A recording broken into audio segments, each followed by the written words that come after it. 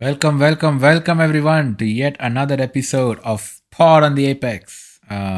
We are back for the second time this week. We wanted to do a quick season's prediction episode, right? We had the season starting in 2 weeks, right, Aniket? We Yep, testing just got over like a couple of hours ago, I think. So we're all yep. Day eagerly three of awaiting. testing just got over. Yeah, literally just got over. We will do a video on testing probably next week to kind of wrap up our review whatever happened in testing and how the teams did.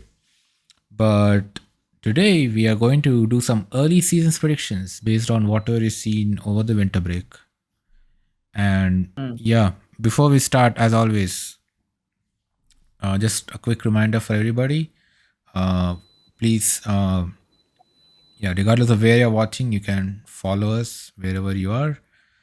We go live on Twitch roughly every week. We upload our recordings on YouTube and we upload short form content on Instagram, X, and YouTube as well. And we upload audio only podcasts on Apple Podcasts, Spotify, YouTube Music, Pocket Casts, and basically all the apps that pull from Apple Podcasts like Overcast and other such things. So yeah, do tell your friends and subscribe to the channel, follow us, and so that you never miss an episode. With that out of the way, Aniket, the season is about to begin. Before we start predictions, how are you feeling? Are you I think the excited? excitement has been building from practice, actually from the launch, the F175 event, when we Hmm. saw all the teams come out and we spent a good 5 hours watching that event, even though we did not watch it. But I think the excitement has been from there, and now it's continued right up to practice. We're all excited to see how the cars perform on track. Obviously, practice is never an indication of who's on top and who's not, at least for the last few years. But it's actually built up hype because we've seen new drivers with their new teams. We've tried to everyone has done their own analysis to try to gauge the pecking order. Hmm. So that's been fun.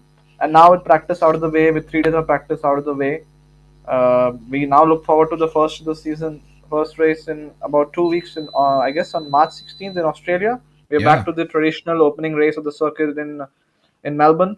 So looking forward, I'm very hyped. As we know, my driver's driving for a new team, and it's going to be Yeah. a new. And the F1 circus has just got a whole lot bigger now with a lot of different things right now. So that's the reason why I'm more excited for this season than for the past few seasons combined, I would say. Hmm. And also, it's just that Melbourne has always been a great season opener. Yeah. So Yeah. I Brings think back the like memories. it does. I think that's the few reasons why I'm very hyped for this, as well as I'm looking forward to getting on this channel and discussing a whole lot more about this season Yeah. and the circus we're gonna have. Yeah, totally. It's promises to be an exciting season. It's the last season before the massive regulation change next year, which will obviously upset the order. We'll see some early winners, but right now, everybody is at that peak of optimizations, and teams are very close.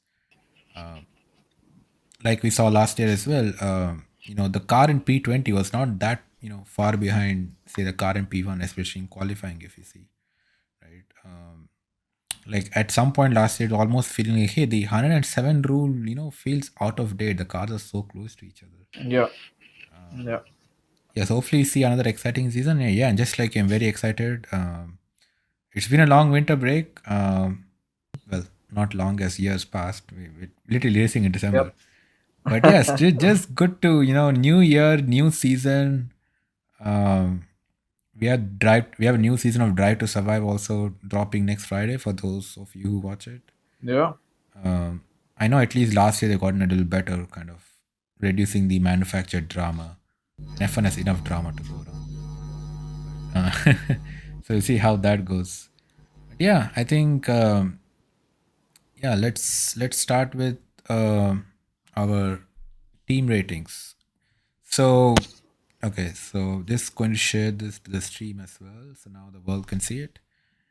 And yeah, so to our viewers, what we're going to do today is for each team we're going to give a rating out of 10, which will which is basically what we think how the team will do. So that includes the team, any improvements that kind of hinted over the winter, the new, the driver. A lot of teams have all new driver lineups this year, and also whatever news has kind of leaked out of the paddock, will take that into consideration.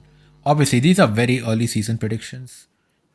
If we look back at end of the season, this will probably all be hot takes. But well, that's what we're here for, right? We're trying to stay excited before the first race. So I think it'll be very interesting, Aniket, if we, end of the season, we look back on this video and see how much we got right, and how many of the predictions literally blow up in our faces, right? Yeah, I agree. I think we're going to do this rating where one is like basically we have not a lot of expectations, and 10 is basically we have a good set of expectations, right? And Yeah, yeah. that's how we're going to break it down. Yeah, So and it's going to be interesting. feel free to have fractional ratings, like I don't know, 5.5 or whatever. Yeah, and end of the season we're going to look back and see who's done the better, who's like the winner of this, and Yeah. who's more knowledgeable in F1 kind of thing. And our Or fans, who or not is our the fans, I would who is the not our more fans, I no would say our viewers. yeah, and which of us is closer to Nostradamus? And which of us is closer to I agree. Nostradamus? Yep. Totally. I think we Right. should get to it. I think it's fun to do this kind of exercise before the season starts because, Yeah. you know, once the season starts, it's just about getting to the races itself. So Right. let's do it. Yeah, it's time to whet all our appetites and get ready for the new season. And we're going to start. I'm going to do this in reverse order of last year's constructors rankings. So we're going to start with, and I've used the official names from the F1 website for this year, which has been updated. So you see Racing Bulls and no longer Visa Cash App RB, thank goodness. Uh, so we're going to start with Kick Sauber. And Sauber this year has an all new driver lineup. They have Nico Hulkenberg, who was at Haas last year. They have Gabriel Bortoleto, who's a rookie, one of the six new rookies, depending on how you define rookie. Basically, one of the six new rookies this year. Yeah. They also have a new team principal, Aniket. The Matteo Binotto. exactly the Or famous Matteo Mattia Binotto. Sorry. Binotto. Yeah. He's back in F1. He's leading the Sauber team. And of course, Sauber uses the Ferrari power unit. They've been in the championship from way back in 1993, and they've Yep. always been a kind of constant midfield, low midfield kind of team. And one thing about Sauber is that next year we're going to see them lose the Sauber branding for the first time in 30 years, and they're going to be known as Audi.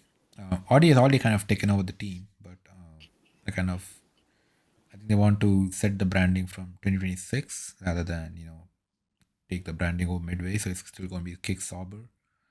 Obviously, all Yep. the money from Kick and Stake as well. But anyways, yeah. What do you think of this team, Aniket? Yeah, I'm personally not. Yeah, I don't think they're going to do too well. Not a lot of hopes. We Yeah. I did. We never mean, really saw anything exciting over the winter, personally. we did not see, and we did not see much from the practice as well to give us any indications. Not practice, I mean testing as well to give us any indications that they're going to like fare extremely well. I think obviously we all know they're looking forward to as a team close this chapter of Sauber and move on to hopefully brighter things with Audi coming in. So I feel the impetus on this season is not going to be as much as when it comes to 2026. Obviously they're going to try all they can, and they brought in a driver, an experienced driver like Nico Hulkenberg to lead the team into the next transition phase. So they would probably want to do good by him and the rookie as well to show the other drivers in F1 that they're still a very marketable organization. So that's going to be important for them. So I think they will still have a few good races here and there, but compared to the other teams, I feel in this F1 season, they might be the probably they might end up at the bottom of the constructors championship. If I had to pick between Alpine and a Sauber, I right now would say Sauber would finish bottom of the championship, Yeah, unfortunately. And yeah, I think my rating for them would be say three, 3 out of 10. yeah, Wherein we don't have much expectations from them, and neither are they yeah. going to perform well this season just because of how they're going to transition into next year, and as well as Hmm. just that probably the car's not going to be good enough. I Yeah, mean, we saw last year how bad it was, and yeah, it's not like the regulations have changed a whole lot for them to make it Exactly. much better. Yeah. So it is going to be what it is. Yeah. I think yeah, similar for me. I think I'll go with a four. But I mean, there's I think the bulk of that rating is for Nico Hulkenberg rather than the car itself or the team or anything really. And I think Binotto will be an improvement. I feel, but I think we'll He might. see more of Binotto's improvement next year with the new regulations. It's probably too late right now for Binotto to do much this year. Um, but Binotto is, I mean, a very good engineer. So yeah, I think yeah, I mean, same as you. I don't expect much from them honestly. We might come across as harsh, but I think it's better be honest than to be Yeah. dishonest at this point. It's a good surprise if they come out firing and they're Oh finishing in yeah, the top 10. That'll be as that'll be amazed. We'll be stunned and amazed if that actually happens, and yeah, we'll yeah, be here to first congratulate them and yep, take back all this rating. But till yeah, then, totally. we're also basing this off last year's finishing position as well as what happened in the couple of days of testing where we got a few indications. Yeah, and I just think yeah, I mean yeah, like my only hope is Nico Hulkenberg. I think he just like he has shown that he's very good with midfield teams in the past. So yeah, that's the only reason I think maybe Nico can pull a rabbit out of his hat. Maybe at least in a race or two over the entire season, get them some get them a top 10 finish, get them some points at least. But yeah, we'll see. I mean, especially all the carbon fiber on their car. Yeah, that didn't give me much hope. I agree. All right, let's move on to Williams. They finished P9 last year. Williams has again. They have one new driver. They not an all new lineup like Sauber, but they did get rid of Franco Colapinto. Alex Albon still continues, but they got firepower, man. They got Carlos Sainz as their Yeah, second driver, not second driver as in second driver, but the other driver from Albon. yeah, Yeah, and I think I'm very positive about James Vowles. He's a very good principal. Obviously, the Mercedes pedigree over there. Um, yeah, I am personally very excited for Williams. I think it's going to be a good season. They were lighting up testing as well, and obviously teams. You know, they're coming third in testing doesn't mean they're going to be finishing on podiums. Teams are obviously sandbagging a lot as well, and not just sandbagging, just testing different things. And Williams probably wanted to send a message to the competition that hey guys, we're back. But yeah, I think Williams is just man, a very exciting team. They have Sainz, who's like a much better driver than Albon, I would say. Um, James Walls again a very good principal. They have the Mercedes power unit, which has been very fast these regulations.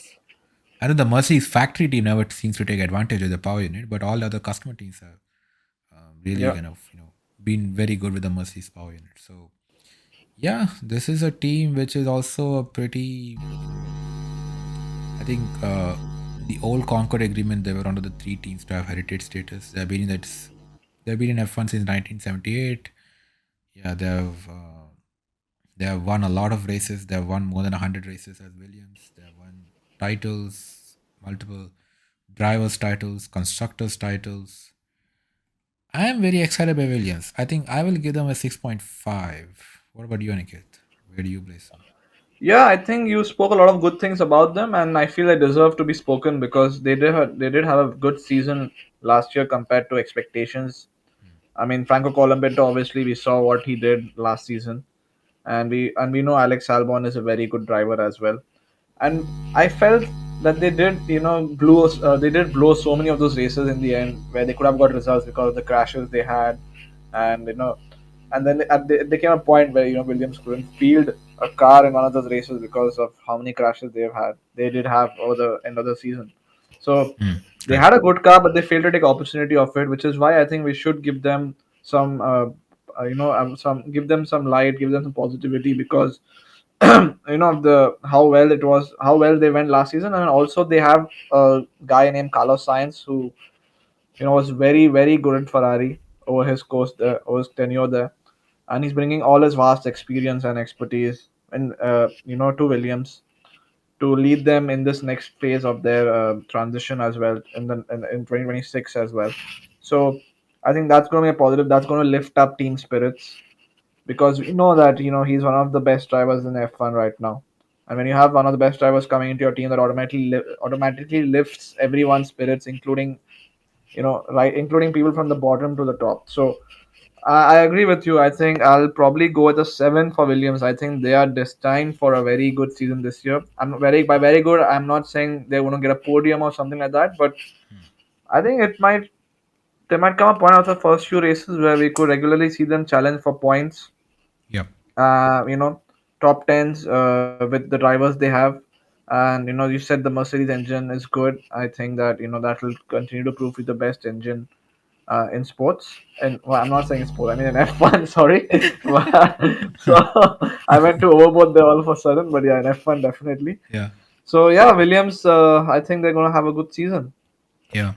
I think another thing also with Williams is that they are two experienced drivers. They're no rookies.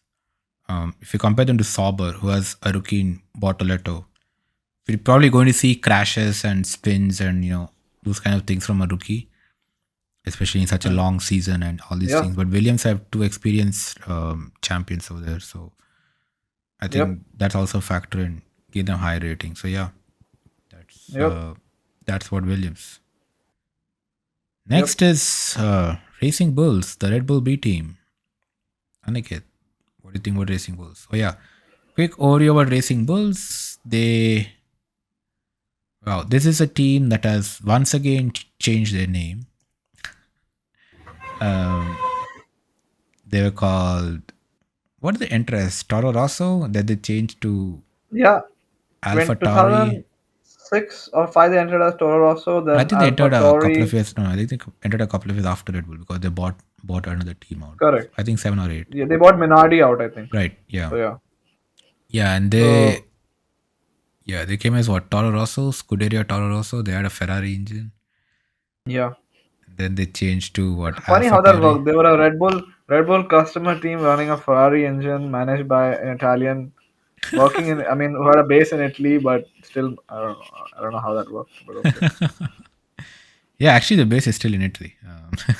Now it's not. Now it's mostly in UK. Oh yeah. But I Now it's mean, their mostly official UK. team profile still has Italy as their base. So uh, Yeah, I mean, I don't think anyone is there.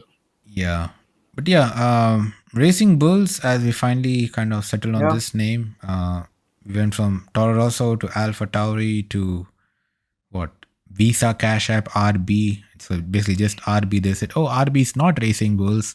RB is only RB, and this year is Racing Bulls. So that's what pretty much everyone predicted from the yeah, leaks last year.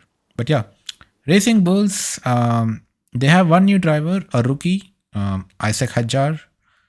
Uh, as we all know, the offseason, Red Bull moved Liam Lawson, their driver who played half a season, who drove half a season last year, or less than half really, after Ricardo got fired. They moved Liam Lawson to Red Bull over Yuki Tsunoda to partner Max Verstappen.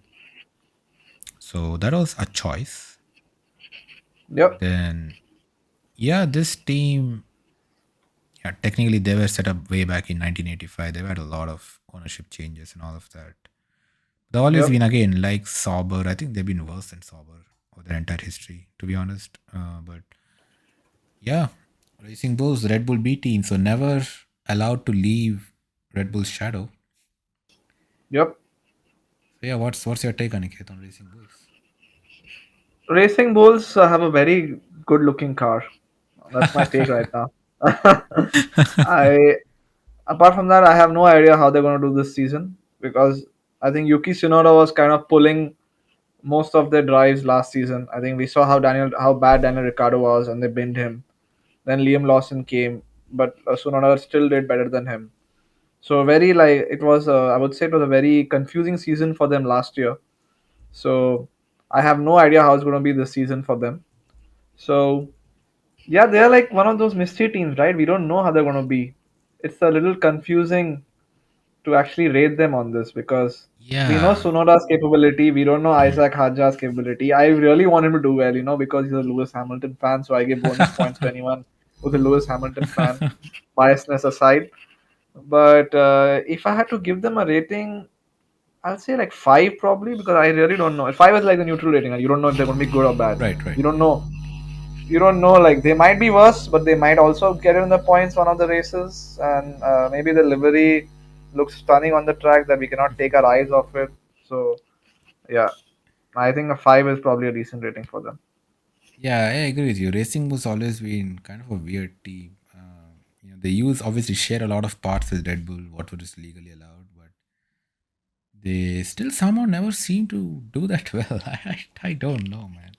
I don't know what's happening in the team. Really. Like, how much is Red Bull kind of restricting them from development, or like they use most of Red Bull's parts, and yet they're measurably worse. Like last year they were eighth, man. Like, come on.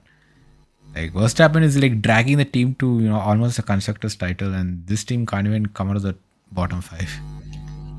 Yeah, Yeah, I think but yeah, Sunoda did get ahead of Sergio Perez for a few races yeah, when Perez was having that mighty struggle. So that's I true. don't know if you should give him brownie points for that, or raise the car for that, or just say Perez Yeah. was doing a whole shithousery there.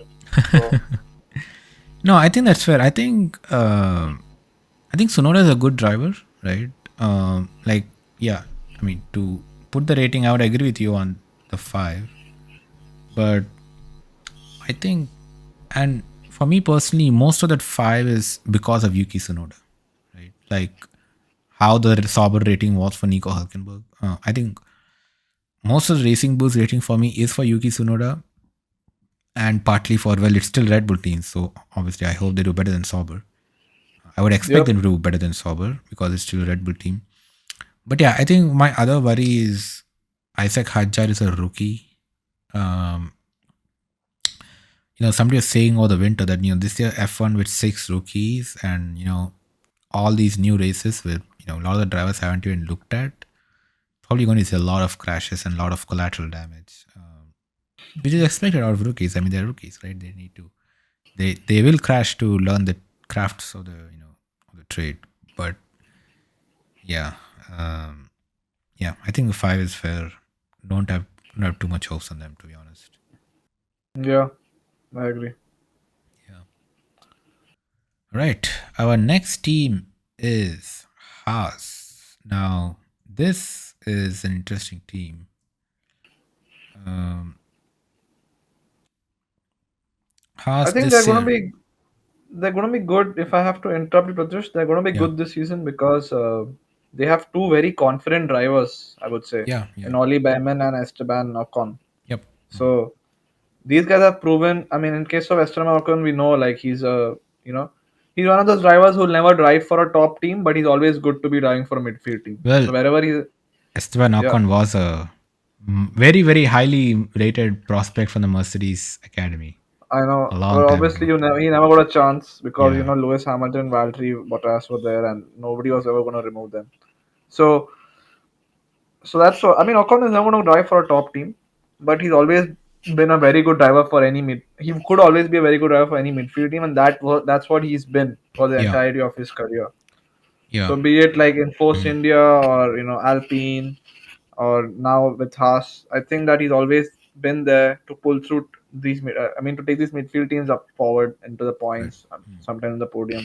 Won a Yeah. race with Alpine as well. Yeah. That was a So very brilliant drive from him as well. yeah. He also got what I think So P2 in last year's Interlagos yep. drama race. So I think you know, his basically we know how talented he is. So Yeah. he can lift any team's progress, and we know how Oli Behrman has already done in his few races in F1, be it with Ferrari or Yeah. Haas. I think Ollie Beban So is probably the most exciting rookie out of, probably along with Liam Lawson, I would say, given that we've seen their performances. Um, yeah, Haas, well, yeah, I think another thing also, Haas, I think they're one of the only teams this season to, I forget whether the push or pull, but basically Nine teams use one kind of suspension, and Haas is the one not using it. Last year it was eight. Haas and Ferrari were not using that um, kind of suspension, and now Ferrari has switched this year, but Haas is actually not switching. And Yeah. their principal, what's the guy's name? Ayo Komatsu. Um, Hmm. so he basically, told the press in an interview. So he was asked, why Haas is not changing their suspension. Well, again, they get most of the parts from Ferrari, right? They're like effectively a Ferrari B team at this point, even though they have different ownership. So, but he said something interesting. He said he's confident in the suspension they picked, and he was very categorical in saying that it's not because of budget issues that they didn't switch their suspension style from the push to pull or whatever that is. I'm sorry, viewers, I don't remember. But basically, 19s use one kind of suspension, Haas is the other kind. And he was very confident. He said, this is not because of budget issues. Like, Aniket, they've expanded their pit wall this season. They've gone from 3 to 6 seats. They have money, bro. Gene Haas is pumping in the money. He's pumping in the American dollars. Yeah, and not just So Gina. I think there are a lot of sponsors this year too as well. You they just do, see the they do. car; there's painted with sponsors. Yeah, they do. And again, like I want to give them the benefit of the doubt because Hmm. they have good drivers. Yeah, So probably I can't make much of their testing progress because I'm not sure how there's not much analysis on yeah. Haas at this There's point. not. To be honest, there's not much from the testing I on mean, Haas. Oli Behrman did end up last in the timesheets today, but again, I don't want to read too much into it. I think he's still a better driver Yeah, I than think they were other running a drivers lot out there of in F1. race loads. They're not doing a lot Yep. of qualifying loads. So I would give them like say a 6 on 10. Hmm. Uh, I think they'll be there or thereabouts fighting for points in most Yeah, of the races because of the two good drivers they have. So right. I mean, 6 is something I would give them. I honestly wanted to give them a high rating, but we'll see. Maybe after the first few races, if we need to tweak some of these ratings, or like if you already want to revisit them in Right. the first after the first half of the season. But I think Yeah. a 6 is a decent rating for them. Yeah, I think I would also place them at 6. I definitely don't want to place them above Williams. Um, Despite how much I want to be optimistic, I think Williams is Yeah, easily the better team here. yeah, But yeah, I think Haas. Yeah, we'll see how they do. They're also the only American team on the grid, and they're the youngest team on the grid, right? 2016, the first entry. They're using a yep, Ferrari engine. Komatsu is in his second season as team principal. And of course, yeah. Ollie Behrman, well, technically, is still a rookie. It's his first full season in F1. Yep. And speaking of ratings, if you've come this far listening to us on Apple Podcast or Spotify, just hit that 5-star rating, leave a review in the comments, and if your comment has a question, we'll definitely love to get to it in our next episode. Yeah, So feel free to hit those review ratings, give us some love, and we'll get back to you as soon as we can. yeah. And same thing if you're listening on YouTube. Hit that like button, smash it, literally caress it. I don't know.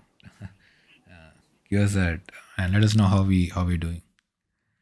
But yeah, I think Haas is. Yeah, I think Haas is a team where they've shown promise over the years. The first season they were sixth in the championship. They did very well, and then kind of fell off a bit. But yeah, again, last year nobody was expecting Haas to do well last year. But yeah, they had a good ending to the season and they came seventh. So yeah, we'll see how Haas season goes. I agree. Uh, yeah, I would love for them to do well this season, but again, we have to see like how the development has been done over the winter. I mean, for all teams, but yeah, it'd be interesting to see with Oli Behrman and Esteban Ocon, two new drivers. So there's been basically no continuity from last season. right. Yeah, again, So brand new lineup, another team. brand new lineup. So we'll see how they go about the season. Yeah. All right. Moving on to another kind of team which has been in F1 for a while. They had a very random history if you look at their history.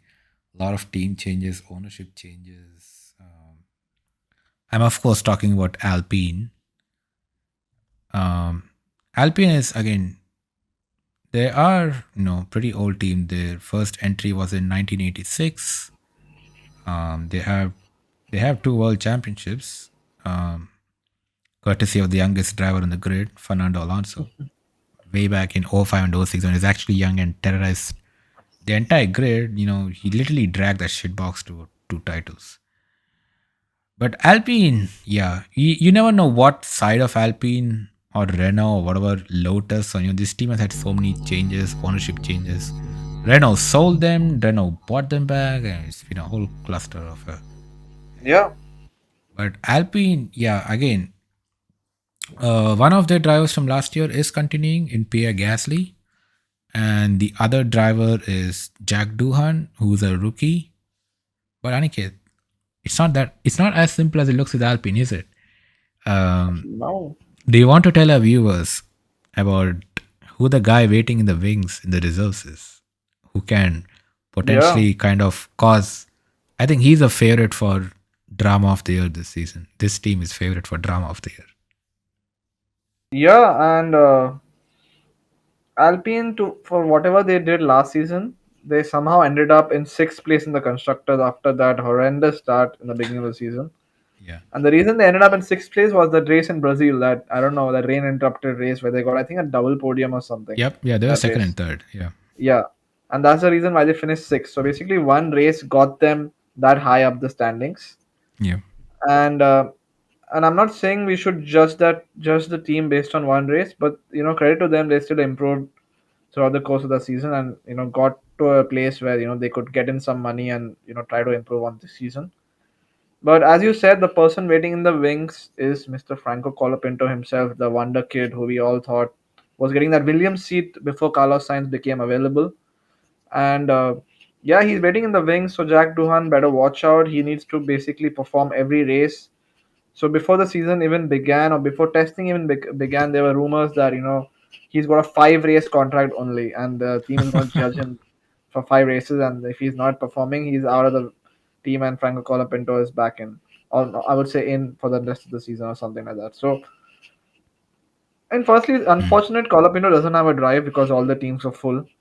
So this was kind of the only route, and I'm not even sure that Williams are loaning him out, or it's like a permanent deal. The official communication is unclear Yeah. from If I Williams' may side as interrupt well. you on that, before I let you get back, um, Mr. James Falls kind of made this weird statement to Yeah.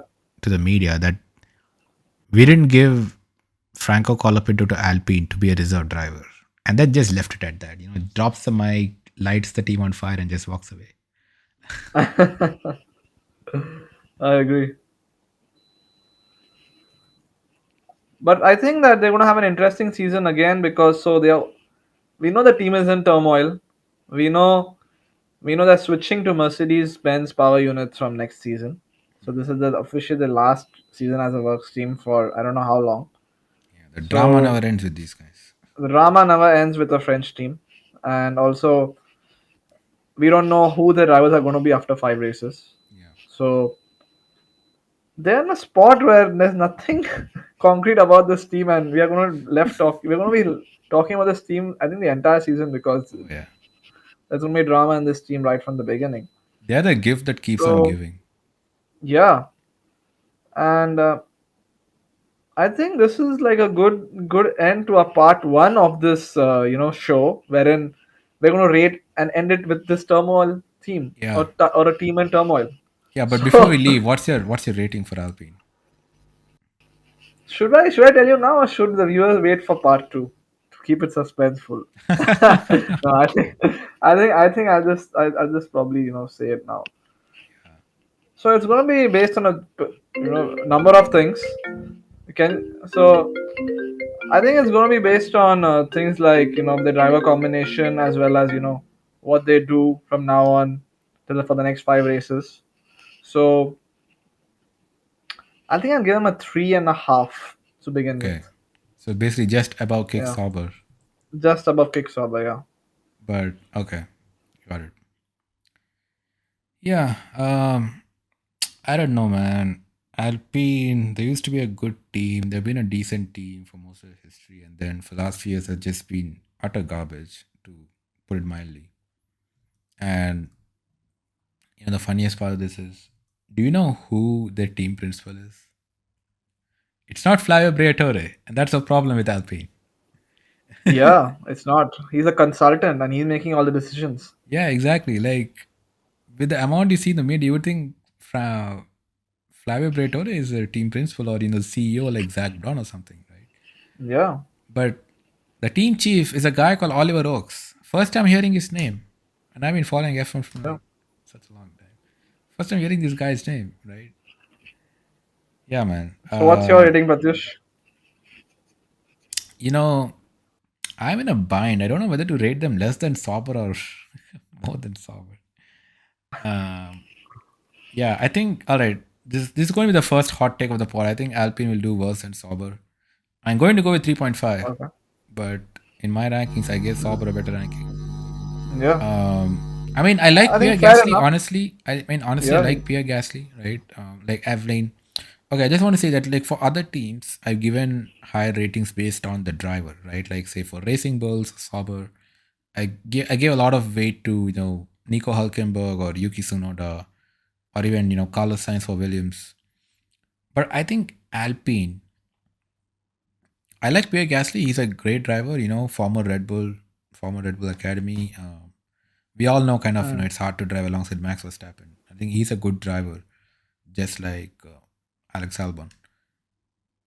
But I think the Alpine just overpowers everything, man. That team is like it's like a black hole, man. That team, especially Briatore back, and obviously we know the whole Spygate nonsense that happened. And who was in charge of Renault at that time? Flavio Briatore. I mean, sure, Renault yep. won two titles under Flavio Briatore as well, but I don't know, man. Like this team, yeah. I feel bad for Gasly, honestly.